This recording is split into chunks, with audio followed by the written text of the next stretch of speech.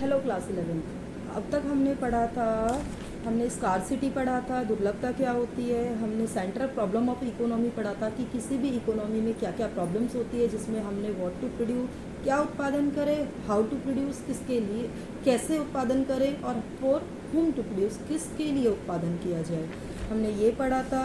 उसके बाद हमने इसमें माइक्रो और मैक्रो इकोनॉमिक्स का डिफरेंस भी पढ़ा था, और एक चीज़ पढ़ी थी हमने नॉर्मेटिव और पॉजिटिव इकोनॉमिक्स। इस चैप्टर में आपके दो टॉपिक रहते हैं, एक है आपका अपॉर्चुनिटी कॉस्ट, जिसको हिंदी में अवसर लागत कहते हैं, और एक है आपका पीपीसी यानी प्रोडक्शन पॉसिबिलिटी कर्व, इसको उत्पादन संभावना वक्र कहते हैं हिंदी में। अपॉर्चुनिटी कॉस्ट नाम से ही पता लग रहा है अवसर लागत। अवसर होता है मौका। बच्चा, जैसे कि मैं एग्जांपल के साथ बताती हूँ, आपको अपने ही एरिया में एक जॉब मिल रही है जो कि आपको एक सैलरी प्रेफर कर रहे हैं, वो आपको 30,000 दे रहे हैं। वहीं आपको थोड़ा सा घर से दूर दूसरी एक जॉब है जो आपको 40,000 सैलरी दे रही है, लेकिन आप 40,000 को सिलेक्ट ना करके आपके माइंड में चीज़ें आती हैं कि नियर बाय अगर जॉब होगी तो हमारा आने जाने का कन्वेंस और टाइम बचेगा। आप 40,000 की सैलरी को नेगलेक्ट करके आप 30,000 की सैलरी को चूज़ करते हैं। तो ये लॉस जो आपने 10,000 का बीच में लिया है, ये आपका अवसर लागत यानी लागत, कॉस्ट लगी ना, अपॉर्चुनिटी कॉस्ट, खर्चा हुआ। तो इसको डेफिनेशन मैं रीड करके बताती हूँ। Opportunity cost is the cost of next best alternative foregone. जो आपका नेक्स्ट बेस्ट ऑल्टरनेटिव में जो लॉस हुआ है, उसको, उस हानि को, उसको हम अपॉर्चुनिटी कॉस्ट का एग्जाम्पल देते हैं। एक एग्जाम्पल मैं और दे के बताती हूँ। आपने अपने फ्रेंड को 10,000 उधार दिए हैं, वहीं आप मुझे 10,000 उधार दे रहे हो, लेकिन मैं आपको बदले में इंटरेस्ट सिर्फ 500 रुपीज़ दे रही हूँ, और आपका जो नोन पर्सन है, फ्रेंड है, वो सिर्फ 200 रुपये आपको इंटरेस्ट में दे रहा है। तो आप मुझे ना दे के ये सोच के कि मुझे फ्रेंड को देना है, आप उसको उधार देते हैं, और वो आपको 200 रुपये, जो 300 रुपये का बीच में, 500 और 200 के बीच में जो लॉस हुआ है, वो आपका अपॉर्चुनिटी कॉस्ट, अवसर लागत है।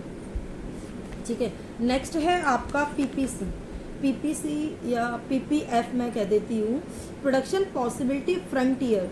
पीपीसी होता है प्रोडक्शन पॉसिबिलिटी कर्व। ये एक कर्व है जो कि आपको बता रहा है, ग्राफिकल रिप्रेजेंटेशन, ग्राफ पे रिप्रेजेंट कर रहा है possible combination of two goods, कि अगर दो चीज़ों का प्रोडक्शन आप कर रहे हैं, can be produce with given resources and technology, कि आप दो चीज़ों का अगर दो कॉमोडिटी का अगर आप प्रोडक्शन कर रहे हैं, तो आप सेम टेक्नोलॉजी, सेम रिसोर्सेज में, तो कितना कितना किसका होगा। इसको हम ग्राफ से समझेंगे, कर्व से समझेंगे, उसके बिना ये क्वेश्चन समझ में नहीं आएगा। पीपीसी का मतलब है दो प्रोडक्ट, दो कॉमोडिटी, उनका कॉम्बिनेशन, कि किसी में रिसोर्सेस हम सारे लगा दें तो कोई कितना प्रोडक्शन करता है, किसी में रिसोर्सेस कम लगा दें तो उसका प्रोडक्शन कितना कम हो जाता है, किसी में रिसोर्सेस बढ़ा दिया जाए तो कितना प्रोडक्शन उसका होता है। मैंने माना कि आपके पास एक लिमिटेड रिसोर्सेस है जिसमें आप दो चीज़ों का प्रोडक्शन कर सकते हैं, एक है आपका गेहूँ और एक है आपका चावल। अगर आप सारा की सारा ही रिसोर्सेस आपका वीट के प्रोडक्शन में लगा देंगे तो आपका राइस का प्रोडक्शन ज़ीरो हो जाएगा, क्योंकि सब कुछ तो आपने वहाँ लगा दिया। या मैं कहूँ एक स्पेसिफिक लैंड है आपके पास, स्पेसिफिक जगह है, उसमें आप सारा की सारा गेहूं की खेती कर देंगे, तो क्रॉप सारा की सारा आप वीट का उगा लेंगे, तो राइस की जो प्रोडक्शन है वो आपका बिल्कुल ज़ीरो होगा। वहीं अगर आपको राइस का प्रोडक्शन बढ़ाना है, राइस का प्रोडक्शन बढ़ाना है, तो आप क्या करोगे, वीट के प्रोडक्शन को कम कर दोगे। तो इस तरीके से हम पीपीसी पढ़ते, कॉम्बिनेशन ऑफ टू प्रोडक्ट। इसमें जो कुछ चीज़ें एजम्पशन है, मान के चलते हैं, वो ये, एक तो आप रिसोर्सेज को बढ़ाओगे घटाओगे, ठीक है, रिसोर्सेज जो है वो फिक्स है, आपकी टेक्नोलॉजी फिक्स है। बच्चा, अगर आप वीट का प्रोडक्शन मान लो 400 हेक्टेयर कर रहे हैं, वहीं आपने टेक्नोलॉजी अच्छी लगा दी तो उसी रिसोर्सेज में आप अच्छा प्रोडक्शन कर पाएंगे। लेकिन यहाँ हम एजम्पशन मान के चलते हैं कि टेक्नोलॉजी है वो फिक्स है, आपके रिसोर्सेज जो हैं वो भी लिमिटेड हैं, ठीक है, और आप दो ही चीज़ों का प्रोडक्शन करके चल रहे। पेपर में एजम्पशन पूछी जाती है, 2 या 3 नंबर की आ जाती है, ठीक है। तो आप पीपीएफ का मैं एक एग्जांपल आपको देख के बताती हूँ, आपको मैं करके बताती हूँ, ठीक है, हम वीडियो देखेंगे।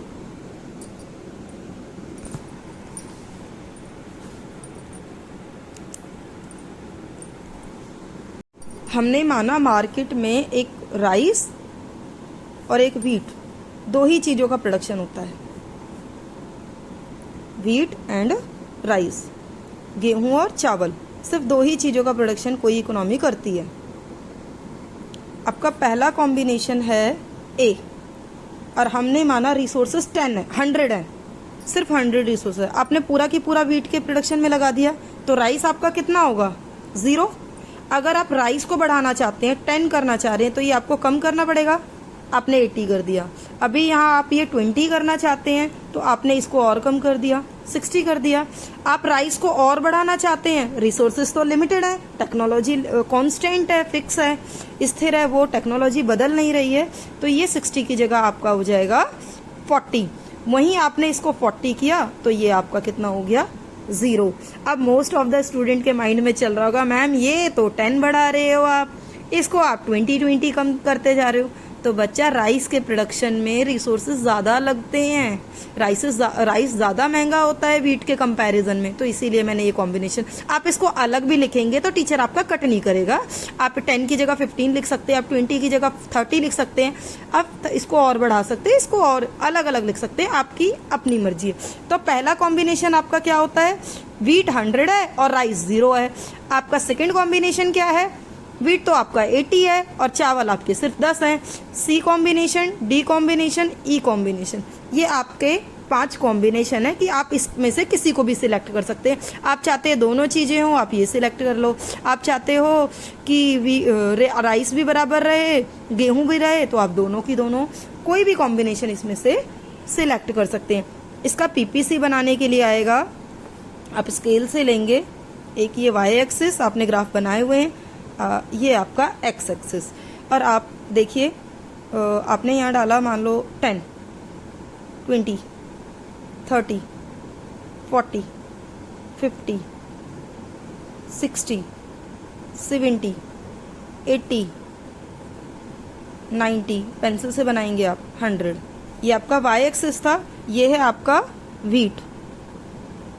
आप लिख सकते हैं हेक्टेयर में या किसी में भी कि कितना हेक्टेयर है, लाख हेक्टेयर भी लिख सकते हैं, 1000 हेक्टेयर भी लिख सकते हैं। यहाँ आपका राइस है बच्चे, ये 0 है, 10, ये आप बाद में बनाना, मेरी एडवाइस है आपको, ये आप बाद में बनाना। पहला क्या है आपका कॉम्बिनेशन? 100 और 0, वो ये है बच्चा, व्हीट 100, राइस 0। दूसरा आपका क्या है? 80, ये पहले आप ऐसे बना लेना, ज़्यादा अच्छा होगा, ठीक है बच्चा। 80 और ये थोड़ा सा और होना चाहिए, कोई नहीं, चल जाएगा, ये 10, ठीक है। दूसरा आपका कितना है? 60 और 20, 60 और 20। तीसरा आपका क्या है? 40 और 30, ये 30 और ये आपका 40। जब आप सारा की सारा राइस में कर रहे हैं तो आपका व्हीट कितना हो गया? 0 आ गया। जब आपने 30 करा है इसको, तो ये कितना हो गया? इनको नाम दे देना, A combination, B combination, C combination, scale से बनाओगे तो और अच्छे से बनेगा, डी कॉम्बिनेशन, और ये आपका ई कॉम्बिनेशन। ये आपके 5 कॉम्बिनेशन है। उसके बाद आपको यहाँ पे इसका एक्सप्लेनेशन लिखना बहुत ज़रूरी है। आपको यहाँ पे बताना पड़ेगा ये पीपीसी क्या कह रहा है, ये पीपीसी क्या कह रहा है, मैं आपको बताती हूँ। ये पीपीसी कह रहा है आपका, या पीपीएफ है जो भी है, ये आपका कह रहा है कि जो पॉइंट्स हैं आपके A B C D E F, इनको ज्वाइन करने पे हमें क्या मिल रहा है? हमें एक कर्व मिल रहा है जिसका नाम है ए जी, और यहाँ पे ए ई मैंने लिया है प्रोडक्शन पॉसिबिलिटी फ्रंटियर, इसको कहते हैं। ये बता रहा है कि मैक्सिमम टू मैक्सिमम कितना प्रोडक्शन आप कर सकते हैं। मैंने इसके नोट्स प्रोवाइड करे हैं, आप उसको जाके देख लीजिए। मैंने इसका प्रॉपर बना के क्वेश्चन का आंसर डाल रखा है, आप उसे देख लीजिए। पीपीएफ या पीपीसी आपका 6 नंबर का आएगा और आपने इसे करना है।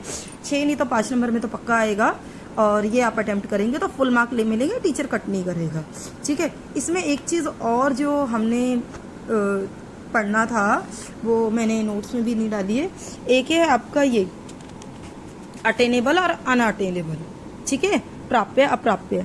बच्चा अगर पॉइंट बाहर आ रहा है, पीपीएफ के बाहर आ रहा है, एनी पॉइंट ऑन पीपीएफ, इस पे जो पॉइंट पे आ रहा है ABCDEF, पॉइंट ए से लेकर डी तक जो भी ये पॉइंट्स है या इसके अंदर जो आ रहे हैं तो वो अटेनेबल कॉम्बिनेशन है, यानी आपने जितना करना था प्रोडक्शन आपने वो उतना कर लिया है, अटेन कर लिया है। वहीं आपका इसके बाहर पॉइंट है तो वो अनअटेनेबल पॉइंट हो जाता है कि ये कह रहा है however the actual production can fall short of its capability. जो एक्चुअल प्रोडक्शन हुआ है, जितना प्रोडक्शन होना चाहिए था आपका रिसोर्सेज से, उससे कम हुआ है। इसका मतलब आपने क्या किया है, इफिशिएंट तरीके से इस्तेमाल नहीं किया, कुशलतम तरीके से प्रयोग नहीं किया, आपने चीज़ों को वेस्ट कर दिया है। ठीक है, आई बात समझ में। बाकी अपॉर्चुनिटी कॉस्ट मैंने आपको बता दिया है, ये थोड़ी सी चीज़ें आप समझ लीजिए, एग्जाम मैटर नहीं है। देखो आपने रिसोर्सेस अगर राइस में भी बढ़ा दिए और व्हीट में भी बढ़ा दिए, इन्होंने गन और बटर ले रखा है, मैंने व्हीट और राइस लिखा है, आपने इसे, तो फिर इसका प्रोडक्शन भी बढ़ जाएगा, जहाँ इतना कर पा रहे थे वहाँ एक्स्ट्रा प्रोडक्शन होगा, तो ये भी बढ़ जाएगा। वहीं आपने अगर रिसोर्सेस कम कर दिए, 100 रिसोर्सेस थे आपने 80 लगाए, तो चावल का प्रोडक्शन भी घट गया और आपका व्हीट का प्रोडक्शन भी घट गया और आपका राइस का भी बढ़ गया। लेकिन वहीं आपने क्या किया, सारा की सारा जो टेक्नोलॉजी अच्छी लेकर आए थे, आपने यहाँ पे टेक्नोलॉजी ट्रैक्टर वगैरह बढ़िया लगा दिए आपने, और टूल्स अच्छे से high yielding variety of seed use कर लिए, तो आपका दोनों का प्रोडक्शन बढ़ जाएगा। लेकिन वहीं आपने चीज़ों को कम कर दिया तो दोनों ही चीज़ें, टेक्नोलॉजी अगर अच्छी वाली टेक्नोलॉजी नहीं लगाई, लोअर टेक्नोलॉजी लगाइए तो दोनों ही चीज़ें घट जाएंगी। वहीं आपने टेक्नोलॉजी सिर्फ और सिर्फ चावल में लगा दी तो चावल का प्रोडक्शन बढ़ जाएगा, व्हीट उतना ही रहेगा। टेक्नोलॉजी घटा दी तो चावल का घट जाएगा, व्हीट उतना ही रहेगा। वहीं आपने व्हीट में टेक्नोलॉजी अच्छी लगा दी तो प्रोडक्शन बढ़ जाएगा, चावल में और व्हीट में टेक्नोलॉजी घटा दी आपने तो वो नीचे शिफ्ट हो जाएगा। इस तरीके से बढ़ना घटना। बाकी ये क्वेश्चन हमने कर लिए हैं। Thank you so much.